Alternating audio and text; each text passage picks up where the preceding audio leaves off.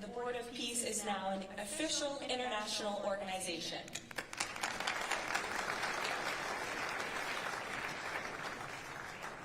We will now continue the signing ceremonies, beginning with the President of Argentina and the Prime Minister of Armenia.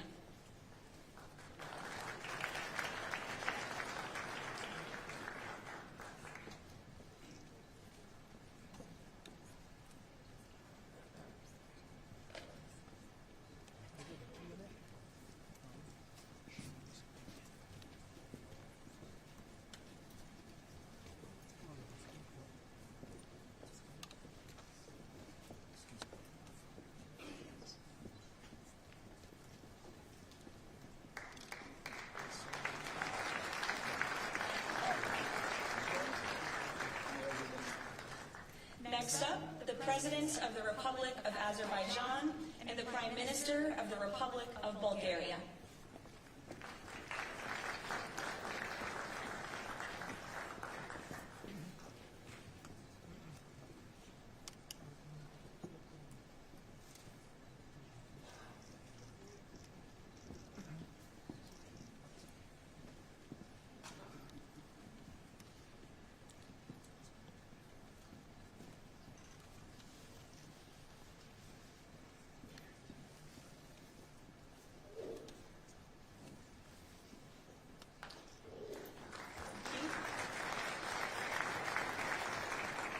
Next, the Prime Minister of Hungary and the President of the Republic of Indonesia.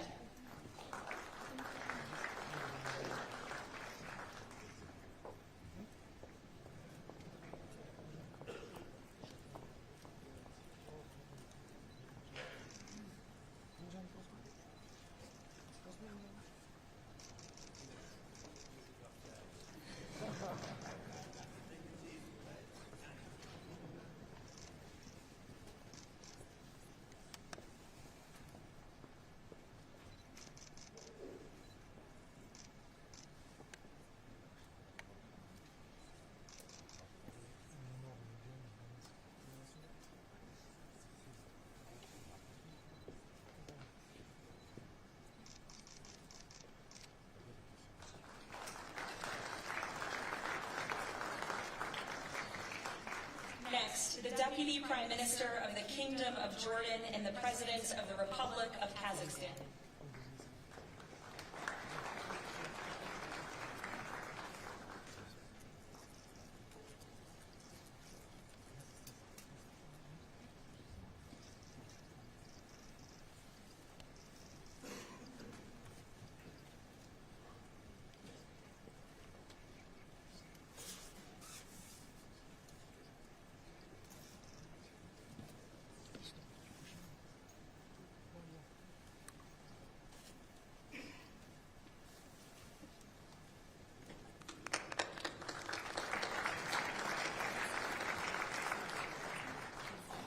Next, the President of the Republic of Kosovo and the Prime Minister of the Islamic Republic of Pakistan.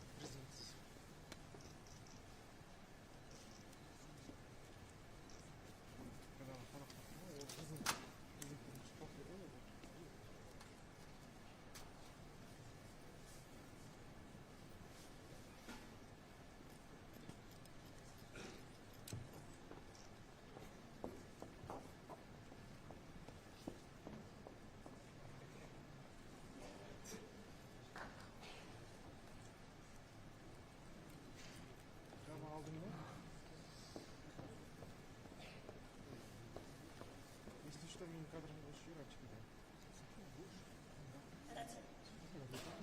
Thank you.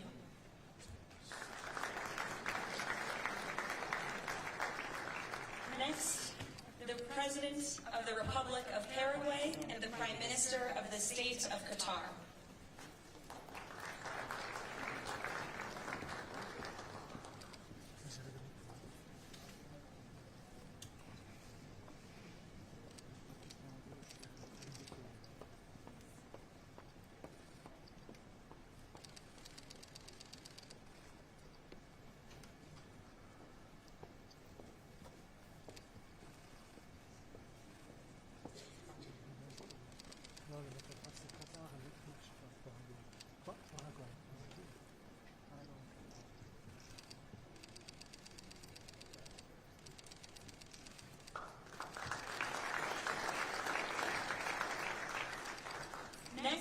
the Minister of Foreign Affairs of the Kingdom of Saudi Arabia, and the Minister of Foreign Affairs of the Republic of Turkey.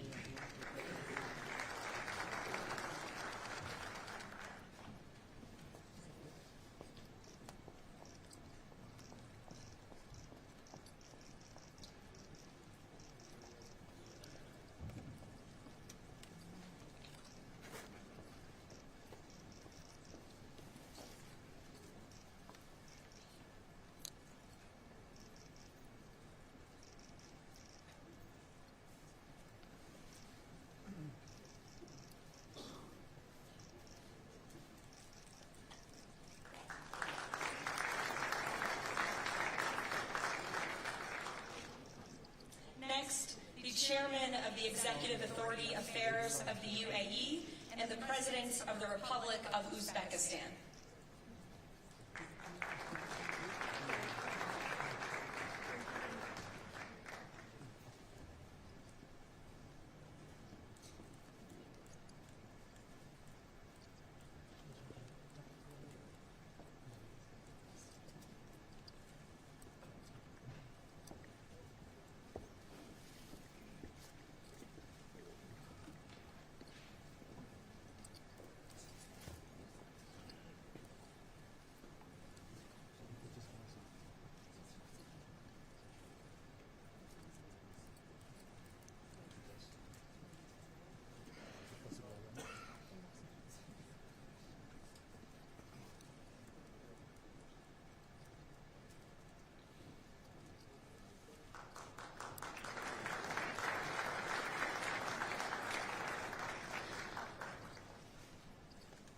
Last but not least, the Prime Minister of Mongolia.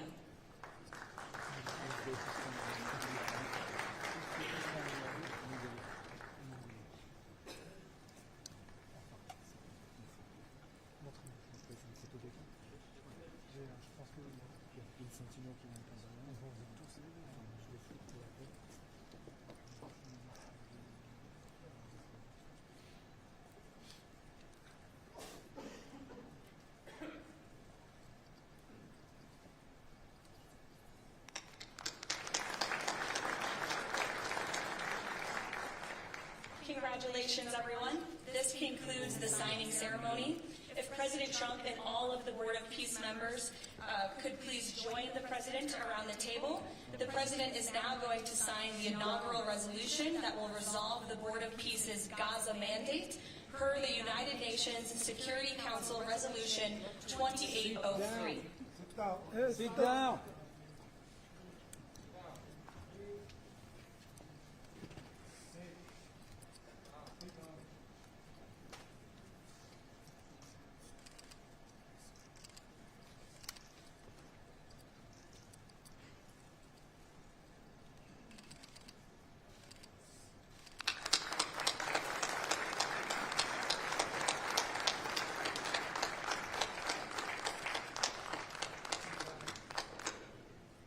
Congratulations.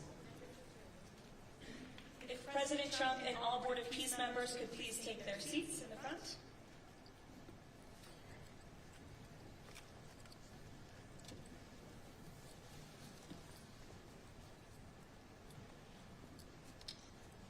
Now it is my honor to introduce the United States Secretary of State Marco Rubio, who will speak about President Trump and his accomplishments. Without further ado, Secretary Rubio.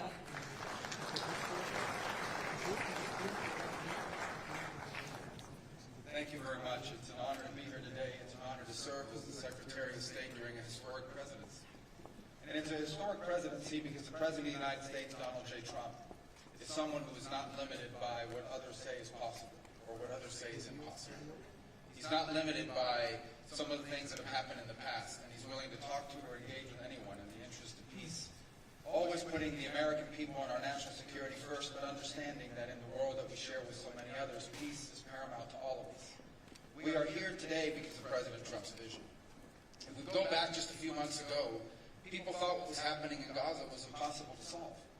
28 hostages that were dead, others that were still living, all these hostages that were being held. No one thought that that would ever come to a resolution without more fighting and more bloodshed along the way. In fact, frankly, many thought it was intractable. And sadly, many of the institutions that have served us well, in many cases, for the last 70 years, were unable to do anything about it. But President Trump had the vision and the courage to dream the impossible, to believe that it was doable, and to pursue it with all of his heart. And he was in that capacity assisted by an extraordinary team, and I think both Jared and Steve deserve a tremendous amount of credit. Jared Kushner and Steve Woodcock for all the work they've done. And all of our partners here today. And now we have this board of peace, who I believe's possibilities are endless. Obviously with a focus, first and foremost, on making sure that this peace deal in Gaza becomes enduring. And I know this president has it as his highest priority, and will give it everything he has to make sure that this is successful. I also want to acknowledge the extraordinary leaders that are here today. This is not just a board of peace, this is a board of action. Just like President Trump is a president of action. A lot of times people like to give speeches. I've been to many of these forums, and they're not useless, and they're not, they have utility in many cases. But oftentimes in international affairs, we often find ourselves at events where people are reading these scripted statements, these strongly worded letters that they put out, but no action. Nothing happens. This is a group of leaders that are about action. And the President of the United States is a president of action, of getting things done. And today is the beginning of that, of a new era and a new stage that we think is so important as a model to the rest of the world of what is possible. And clearly the focus is right now on Gaza, and making sure that the plan that's about to be presented to you here today, this vision for the future of Gaza, this vision for the future of the region, is not just possible, promising. It is our destiny if we put the time and the effort that it requires, as I know this board will do. But I also think it will serve as an example of what's possible in other parts of the world. Without losing focus on what's before us now, this is what's possible for other places and other conflicts that seem impossible to solve right now.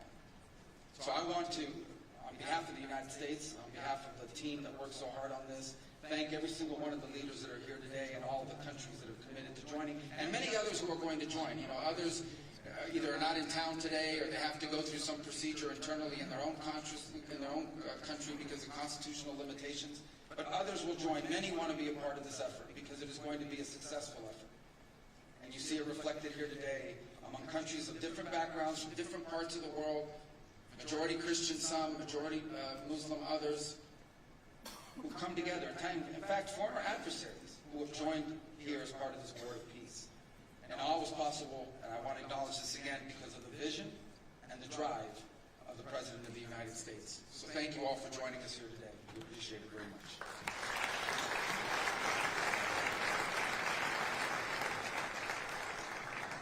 Thank you, Secretary Rubio. Please, if you can now turn your attention to the screens for a video message from the head of the National Committee for the Administration of Gaza, Dr. Ali Shaikh. Distinguished leaders, colleagues and friends, it is an honor to be here today. I want to start by thanking President Donald J. Trump and his administration for their intensive efforts to advance peace in the whole region. I also thank Egyptian President Abdel Fattah al-Sisi, Qatar, and Turkey as mediators with the Palestinian Authority and members of the United Nations Security Council for welcoming the comprehensive peace plan. These efforts created the opportunity for a new future in Gaza Strip. But what will really matter is what comes next. This transition will succeed only if it delivers real, tangible improvements in daily life for Gazans. As Chief Commissioner of the National Committee for the Administration of Gaza, it's my responsibility to turn this moment into action, to restore order, to rebuild institutions, and to create a future for the people of Gaza defined by opportunity and dignity, under the principle of one authority, one law, and one weapon. As a first step, I am pleased to announce the Rafah crossing will open next week in both directions. For Palestinians in Gaza, Rafah is more than a gate. It is a lifeline and symbol of opportunity. Opening Rafah signals that Gaza is no longer closed to the future and to the war. I want to be clear, there is much more work ahead, and none of it is easy. The road forward will involve difficult decisions, and setbacks, but this is a real step and it marks a new direction. Now, I would like to address the people of Gaza. من أرض الكنانة أتوجه الآن بكلمتي إلى أبناء شعبنا الصامت الصابر في قطاع غزة. لقد صمتم وحافظتم على أسركم وأرضكم خلال سنوات عصيبة الهجاء صبرت أعماقكم وكل الحدود. إن صمودكم الأسطوري له أعظم ما قدمت غزة، وهو الأساس الذي سنبني عليه سويا مستقبلنا. إن هذه اللحظة ليست للنظر إلى الخلف، بل مضي قدما نحو مستقبل زاهر مشرق، مستقبل ينشأ فيه أبناؤنا بلا خوف وقلق. يكافئ العمل وتفتح المدارس وتستعيد الحياة اليومية استقرارها وأمنها. إن المرحلة المقبلة تتطلب تضافر الجهود من قبل الجميع، ولكنكم لن تواجهوها وحدكم. أصواتكم لها وزن، وأعمالكم لها أثرها، والتزامكم بالسلام وإعادة بناء مجتمعاتكم ستحدد ملامح قطاع غزة الجديد. خطوة بخطوة وبالانضباط والعزيمة سنبني غزة قادرة على الاعتماد على ذاتها، ونرسم مكانها كمركز للحرية والفرص والسلام. Today I ask the international community not only to support this effort, but to work with us, judge us by our actions, hold us to clear standards, and stand with the people of Gaza as we take this responsibility for our future. Thank you, ladies and gentlemen.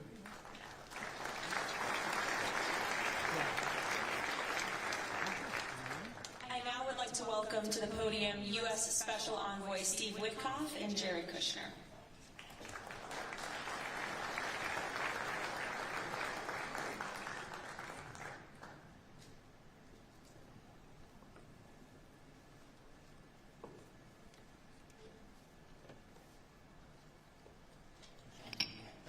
Thank you, everyone, and welcome here. This is really my honor to be up here speaking. I remember when the President asked Jared, I, and of course our great Secretary of State, to work on something that the world thought was impossible and unattainable. But the President, on this peace deal for Gaza, as on all other deals we work on his behalf, said we had to try. And of course we were inspired by that. We have achieved a peace deal in Gaza.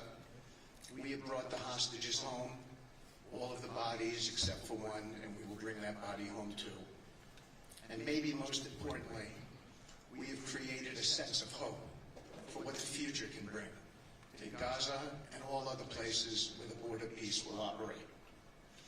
And I am so honored, Mr. President, to have worked on this on your behalf. I'd like to thank some people here who are here with us tonight who have done so much, done indispensable work to bring this deal together. Sheikh Mohammed, my good friend from Qatar, and Ali Al-Tawadi,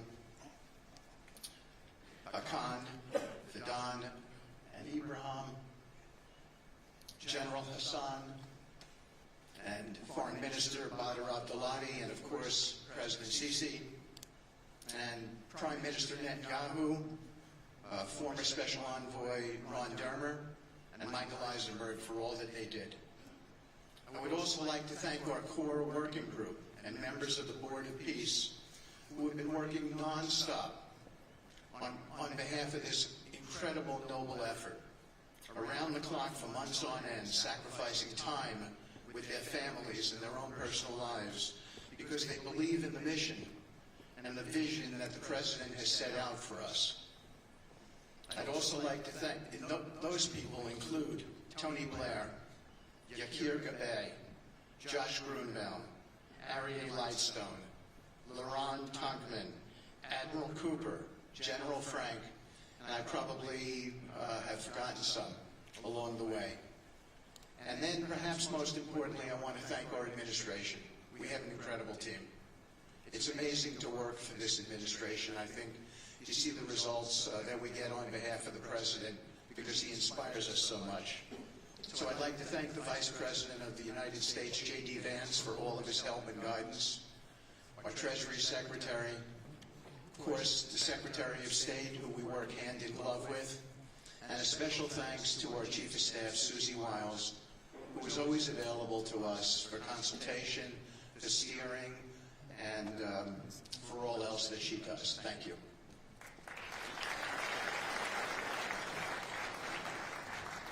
Thank you, Steve, and I have to say one of the great honors for me of being able to work on this has been working with Steve, who really is as brilliant as he is. His heart is tremendous. It's a lot of fun to be with, and even in some of these very difficult moments where we didn't think things were happening, working together really was an amazing treat. I'm going to go down today just through a couple quick slides just to show you the progress that's been made in the last couple months. It was just over 100 days ago that we got the final deal done, and everyone was celebrating and joyous about the hostages coming home and the end to this long war that nobody thought was possible. And Steve and I were panicking, saying, what do we do next? How do you implement peace? And as you guys know, peace is a different deal than a business deal because you're changing a mindset. And in Israel, there was 2 years of very intense war. For the people in Gaza, there was more than just 2 years of war. They had 20 years of hopelessness being ruled by a terrorist organization. For the people in the Middle East, their hearts were pulled by this. And throughout the entire world, it really was weighing on us. And so we needed to think about, what do we do next? How do we change the habits? How do we change the behaviors? And we really got to work right away. And the team that Steve thanked, including the White House team and the team of volunteers, it's really been an incredible effort, very entrepreneurial. And we really did it in the way. I've been working now with President Trump for 10 years on politics. And what continues to amaze me is that he always takes a first principles approach and says, what's the most optimal outcome? Aim for that, whereas politicians are always focused on the downside or what could go wrong or how to make it a little bit better. He always says, aim for the best possible and do your best to get there. And if everyone thinks it's impossible, that's even more reason why you should aim for it. And so really thank you for the leadership and the inspiration for doing this. And I think you'll see today we've achieved more than thought was possible, and our ambition is still to go for something, I think, better than most people think is possible as well. So let's see if these things work. They never usually work. Good. So quickly, I'll go through this 2-year war, 90,000 tons of munitions. There's over 60 million tons of rubble there, and tens of thousands of fatalities. Through the ceasefire, we were able to get to the 20-point plan. The ceasefire released the hostages. Getting the UN resolution passed was a huge, huge effort. Really thanks to Mike Waltz and the whole team there. They did an incredible job. And we then, with the help of the UN, we've worked very, very well with them. This is why you need a new organization like the Board of Peace to work with the UN. I want to thank Tom Fletcher. Did an incredible job of really getting it going. We've done historic humanitarian aid. Going forward, number one thing is going to be security. Obviously, we've been working very closely with the Israelis to figure out a way through de-escalation. And the next phase is working with Hamas on demilitarization, which I'll talk about in a second. But without security, nobody's going to make investments. Nobody's going to come, build there. We need investments in order to start giving jobs. We want to take these people. 85% of the aid of Gaza, 85% of the GDP of Gaza has been aid for a long time. That's not sustainable. It doesn't give these people dignity. It doesn't give them hope. And so we want to use free market economy principles. A lot of what President Trump spoke about that he's doing in America, we want to bring the same mindset, the same approach to a place like Gaza to give these people the ability to thrive and have a good life. So on the aid, I mentioned the UN. So now people are talking about famine. 100% of the food needs are met, and that's been overabundance. The cost of goods have gone down tremendously. Over 55,000 trucks have gone in, and over 1.4 million pounds. So it's been the largest humanitarian effort done into a war zone that anyone's been able to tell us about. It's been a great joint effort that everyone's been able to do, and so it's a great thing. We all just heard from Ali. We have been so impressed. Steve and I were speaking to him and the entire committee.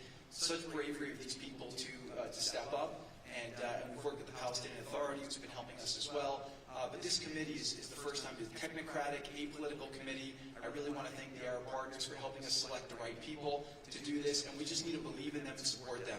I put this up here. It's probably a little too small for me to read, but this is really important. You saw the mission statement. So Hamas's mission statement was, we need to destroy the state of Israel.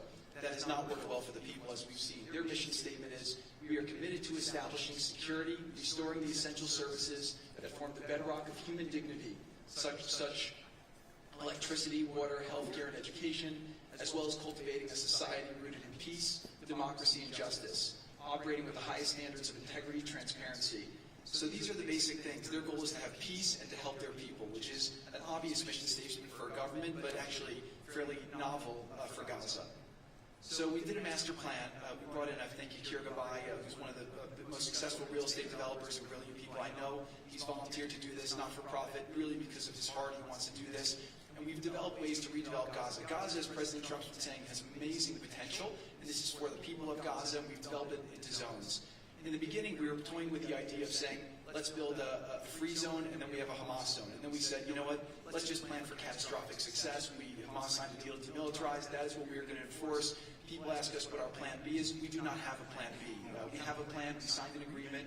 We are all committed to making that agreement work. There's a master plan. We'll be doing it in phasing. In the Middle East, they build cities like this in 2-3 million people. They build this in 3 years. And so stuff like this is very doable if we make it happen. Rockville we'll start with. This will show a lot of workforce housing. We think this can be done in 2-3 years. We've already started removing the rubble and doing some of the demolition. And then New Gaza. It could be a hope, it could be a destination, have a lot of industry, and really be a place that the people there can thrive, have great employment. Once this starts going, we think there should be 100% full employment and opportunity for everybody there. And we have a lot of data on what can be, but we think that this really gives the Gazan people an opportunity to live their aspirations. But it all starts with security, and it all starts with governance. Final note I'll just say on the Board of Peace, which is that all the lessons we're doing is we're basically studying the best practices from all over the world, and we're watching who does education the best, who does healthcare delivery the best. All of these things it's not secret IP. All this is IP that the Board of Peace is going to make public, and we want to encourage all the countries to be able to follow these best practices. A lot of the things that President Trump is doing in America, if they're working, we should all be copying them. If we find what's working in other countries, we should be copying them too. And so what the Board of Peace will have the ability to do if we're successful with Gaza is really show how do you do peace implementation, which is something that when we got this deal done, we didn't really find too much expertise or know-how on how to do it. So as we're creating this system, hopefully it's something that we can just document these learnings and make them available to all else who want to use them in the future. So demilitarization, this is something we're starting now. We have a new government in Gaza. This government will be working with Hamas on the demilitarization to really take the principles that were agreed to in the document to the next phase, and hopefully that will be successful. Without that, we can't rebuild. So if Hamas does not demilitarize, that will be what holds back Gaza and the people of Gaza from achieving their aspiration, and that's very important. So the next 100 days, we're going to continue to just be heads down and focused on making sure this is implemented. We continue to be focused on humanitarian aid, humanitarian shelter, but then creating the conditions to move forward. So thank you. Final point I'll just make is this is really only possible because of the work of so many people and President Trump's great leadership. But a lot of you have been asking how can we help? So the countries have all been incredibly generous. We'll be doing the first conference where we'll announce a lot of the contributions that will be made in a couple weeks in Washington. From the private sector, there'll be amazing investment opportunities. I know it's a little risky to be investing in a place like this, but we need you to come, take faith, invest in the people, try to be a part of it.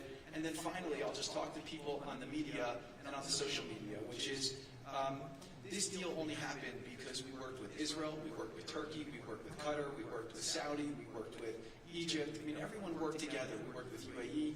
We all worked together to make this happen. I see a lot of people trying to escalate, criticizing Israel or Israelis criticizing Turkey or Qatar. Just calm down for 30 days. I think that the war is over. Let's do our best to try working together. Our goal here is peace between Israel and the Palestinian people. Everyone wants to live peacefully. Everyone wants to live with dignity.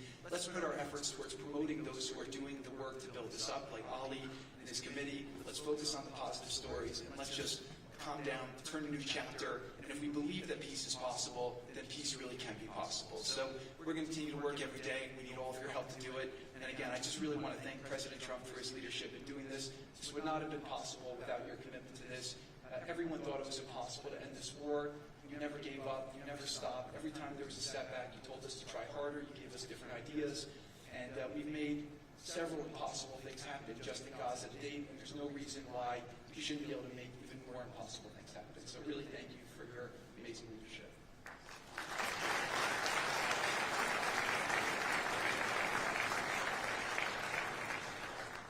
Thank you, Jared and Steve. now I would like to introduce and welcome to the podium the High Representative for Gaza, Nikolay Mladenov.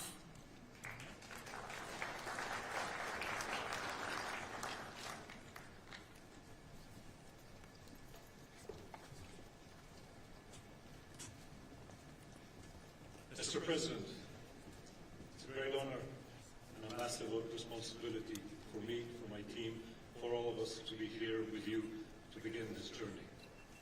Who would have thought 2 years ago that we will be sitting here with this group of countries, with this leadership, giving the people of Gaza a new chance? Who would have thought that last Friday I would be sitting, Mr. President, in Cairo with an amazing group of Palestinian technocrats, people who you don't see on the news, people who are not media personalities, but who are experts, who are committed to giving their people a chance in life. And this is what this is all about. For too long, Gazans, Palestinians, and Israelis have lived with conflict, with death, with destruction. Now, the page turns. And whether the page turns successfully really depends on all of us. We have the ingredients for it. We have the leadership of the United States and President Trump. We have a great group of countries joining the Board of Peace and more to come. We have a fantastic Palestinian team on the ground, and we must make it work. Our partnerships are there, our plans are in place, and we need your support. And finally, I look to all of you who are in this room and who are watching this meeting from their screens at home or in their offices. Please put away your talking points for a minute. Please put away your fears. Please put away your concerns. Please stop listening to the rumors and to the gossip. Focus on what we have to do today. Because the future of 2 million Palestinians is at stake, and if we give them a chance, we will do more than that. We will create opportunities for 1 billion people who live in the Middle East and beyond, and who are responsible, also who want to see transformation and a chance in life for the future. So please join us on this journey, join the Board of Peace, and join us in supporting this excellent initiative. And thank you again, President Trump and the United States, for taking this decisive leadership forward.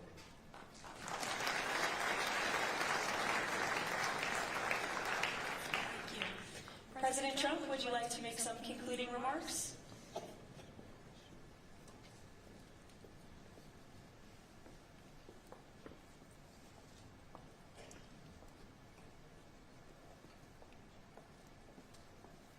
Well, I just want to tell you it's all happening.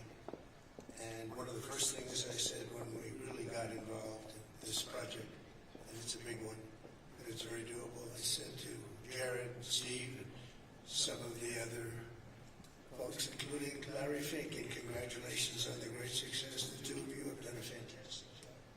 This is bigger and better than ever.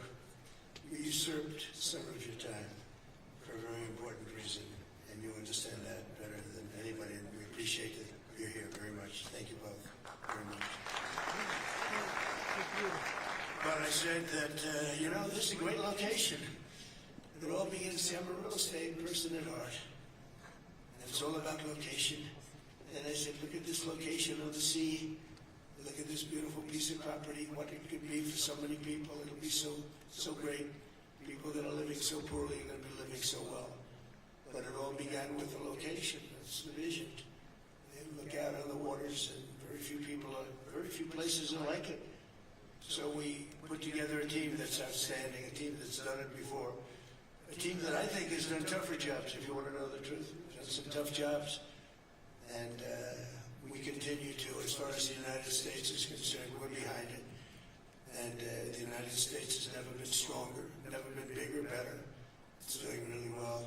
You see that, building thousands of businesses, plants, factories all over the United States are right now under construction. Nobody's ever seen anything like it. And this is just an honor to be involved with this, and to be involved with the great people in this room and the great leaders that are sitting on stage. We thank you very much. And we have many others that have signed up, and they all want to be members of the Board of Peace, because it really will be important. This is not going to be a waste of time. We waste so much time on things that never happen. This will happen, and it's already happening. Thank you very much, everybody. It's a great honor to be with you. Thank you. Thank you.